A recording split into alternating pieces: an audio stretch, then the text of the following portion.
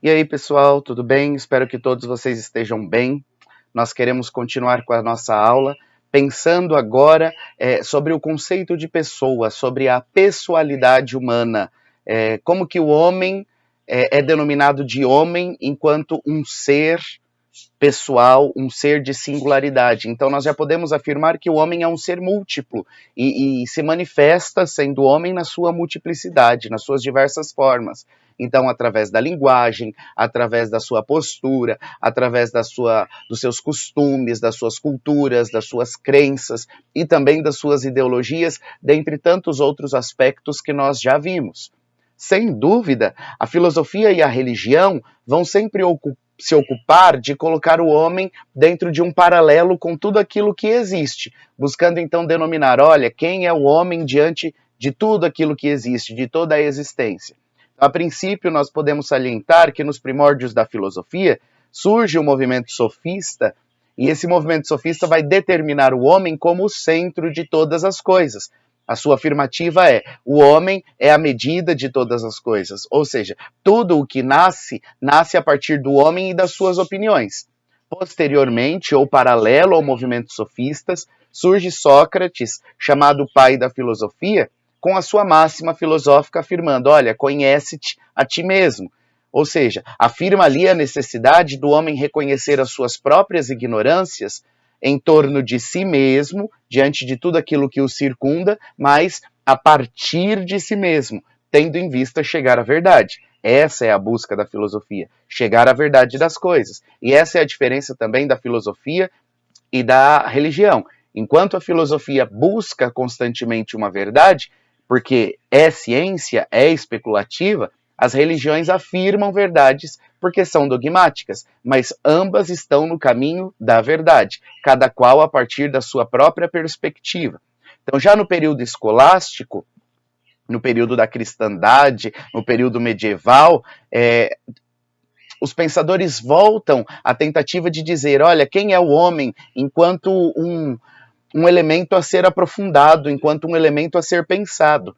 A filosofia grega, com Platão, com Aristóteles, com os epicuristas, com os estoicos, todos eles vão buscar apresentar o homem a partir de uma visão cosmocêntrica. Ou seja, o que é isso, professor? Vão buscar apresentar o homem situando ele no interior do mundo, afirmando que o homem está no mundo. Ele não é senhor do universo e nem da própria história, mas ele é o que é dentro do universo e construindo a sua história.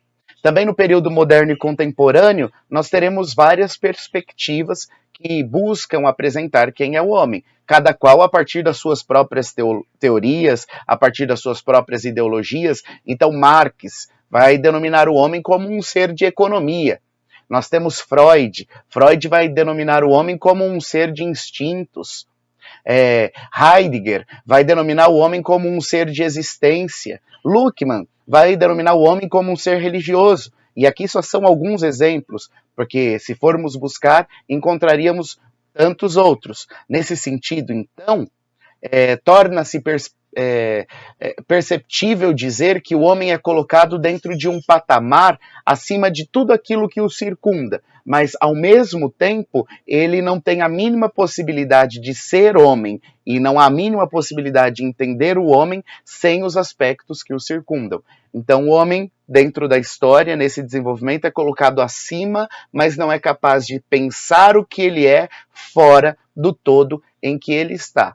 Então, como nós chegamos à determinação do homem como pessoa humana? Costuma-se alegar, como premissa, como afirmativa, que o homem possui o diferencial frente a todos os outros seres. Por quê? Porque ele é chamado de pessoa. O termo filosófico usado para determinar, então, todas as correntes de pensamento que elegem o homem como o epicentro de seus estudos é chamada de personalismo. O que é isso? Essa busca, então, vai perpassar não só pela filosofia, mas pela história, pela antropologia, pela psicologia, pela teologia, dentre tantas outras ciências, para dizer quem é o homem, o que o homem faz, o que faz o homem ser homem. Então, sabe-se que o termo pessoa para a filosofia grega é um termo estranho. Não havia adoção desse termo. Ele vai ganhar relevância somente com a influência do cristianismo e a influência da teologia cristã, a partir do quê? Da ideia da revelação e da encarnação divina. Então, é o cristianismo, sim, com sua máxima influência dentro daquele contexto histórico, que vai trazer, então, contribuições para as ciências humanas, para apresentar o homem como uma pessoa humana. Mais que isso, como um ser criado. Mais que isso, como um ser criado, mas que também é denominado de co-criador. E ainda mais, a teologia cristã vai apresentar o homem como um ser de imagem e semelhança de Deus. O termo latino para isso é imago Dei. O homem é constituído à imagem e semelhança de Deus. Então, no período da escolástica e da patrística que o homem é revirado de ponta cabeça, a partir do elemento racional, e agora não puramente religioso, não puramente da fé, para assim dar uma vestimenta filosófica, uma vestimenta científica para os estudos acerca do homem.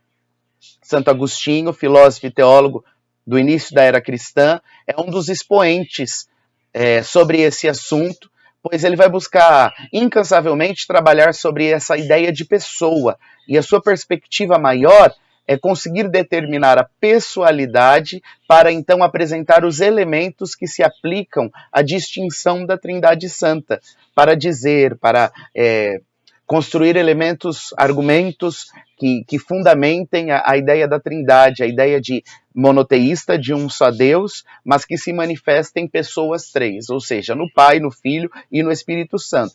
A partir daí, então, vai surgir um termo denominado de hipóstasis. Hipóstasis. O seu correlativo do latim vai ser persona, que é o que chega para nós hoje como pessoa. Definindo, então, essa definição, ela significa afirmar que cada pessoa é uma espécie, e sendo uma espécie, possui singularidades, possui individualidade. Por isso, então, que ele vai afirmar o quê? O homem, cada homem é uma pessoa. Então, o homem possui singularidade. Então, não é porque todos nós somos homens que somos todos iguais. Somos homens com nossas próprias singularidades e com nossas próprias individualidades. Então, o Concílio de Calcedônia, lá no ano de 451 depois de Cristo, tentando definir o ser de Jesus Cristo, afirmará, se utilizando agora do conceito de pessoa, que o Cristo possui duas naturezas. O Cristo possui a natureza humana e a natureza divina. Então, em Jesus, as duas naturezas se misturam, e é isso que torna capaz dele ser, ao mesmo tempo, visível e invisível. É isso que torna ele capaz de, ao mesmo tempo, sofrer, porque é humano, e, ao mesmo tempo, não sofrer. Claro, só foi Agostinho que investigou acerca dessas determinações sobre o homem? Não. Nós poderíamos destacar ali Boécio, filósofo do período da Idade Média, e aí ele vai afirmar que o homem é pessoa de substância individual e de natureza racional. O homem é substância. Poderíamos destacar também Tomás de Aquino, que vai dizer o homem significa o que há de mais nobre no universo. Indo então para um período bastante racional, nós poderíamos destacar Kant. Ele vai dizer, os seres humanos só são chamados de pessoas porque a sua própria natureza o distingue de todas as outras, o distingue em si mesmo. Ou seja, para Kant, o homem ele possui o fim em si mesmo. O homem não é só um meio pelo qual os outros podem se servir. O homem o é em si mesmo, ele é o fim em si. Então pode-se afirmar ainda que a pessoalidade humana, a partir de dois elementos, torna o homem o quê? Um ser único, que conhece o universo, e esse universo o engole, mas, ao mesmo tempo, este universo que o devora é transformado por esse homem. Então, aqui é afirmativa. Conhecemos o homem a partir do universo, que devora o homem, mas, ao mesmo tempo, se deixa ser transformado por ele. É possível pensar o homem, é possível conhecer o homem fora de tudo aquilo que o circunda, de tudo aquilo que existe, de tudo aquilo que tem no universo e que torna possível o homem ser homem? Não, isso é impossível. Então, esses dois elementos vai revelar para nós o quê? Que a capacidade que o homem traz em si é uma capacidade de transcendência. Ele possui, então, uma abertura ao mundo, e essa abertura ao mundo é garantida por meio do diálogo, da comunicação que ele vai estipulando, seja essa comunicação verbal ou não, porque a comunicação é ampla, por meio do dinamismo de uma busca constante por unidade em si mesmo. O homem busca ser ele todo e não um ser dividido em si mesmo. Até que momento o homem busca essa unidade constante? Até o momento da morte. Torna-se possível pensar o homem dentro do aspecto universal, porque ele sabe que é um ser vocacionado, ou seja, ele sabe que ele é chamado a, ele é um ser que não pode ser substituído. Afinal de contas, cada pessoa tem o seu próprio lugar no universo, cada pessoa tem a sua própria peculiaridade, a sua própria importância, mas mais que isso também poderíamos dizer, o homem é identificado como pessoa, como homem, porque ele é um ser livre, e o elemento da liberdade torna o homem, então, esse ser capaz de ser pensado pela via da ciência, que por mais que fale, por mais que pense, por mais que estruture argumentos e premissas, nunca consegue esgotar tudo aquilo que o homem é, mas também consegue pensar o homem a partir de uma perspectiva problemática. Pensar o homem como um problema é problemático. É preciso pensar o homem como um mistério. O que é o mistério? Mistério é tudo aquilo que existe, mas que ainda não sei determinar o que é. Então, o que eu sei dizer do homem é tudo aquilo que vejo do homem. E aí, então, o homem se apresenta como um mistério para a dinâmica da ciência. E aí, então, por que a gente coloca ali? Pensar a pessoalidade humana a partir da filosofia e da teologia. Porque, ao mesmo tempo que a filosofia se ocupa e consegue determinar argumentos importantes sobre o homem e o seu desenvolvimento na história, a teologia apresenta o homem a partir de uma perspectiva transcendente. Então, eu sou somente aquilo que dizem que sou, ou eu sou capaz de ser muito mais do que aquilo que sou? O ser do homem, ele se resume a somente aquilo que eu vejo do homem, ou o homem é capaz de ser e o seu ser é muito mais do que sua aparência? Então, pensar, a minha fisionomia muda, a minha voz muda, o meu corpo muda, os meus cabelos mudam, todo o aspecto físico aparente muda, mas o meu ser em si muda. O que me torna pessoa é o que você vê de mim ou tudo aquilo que eu posso ser? Essa é a nossa proposta da aula de hoje.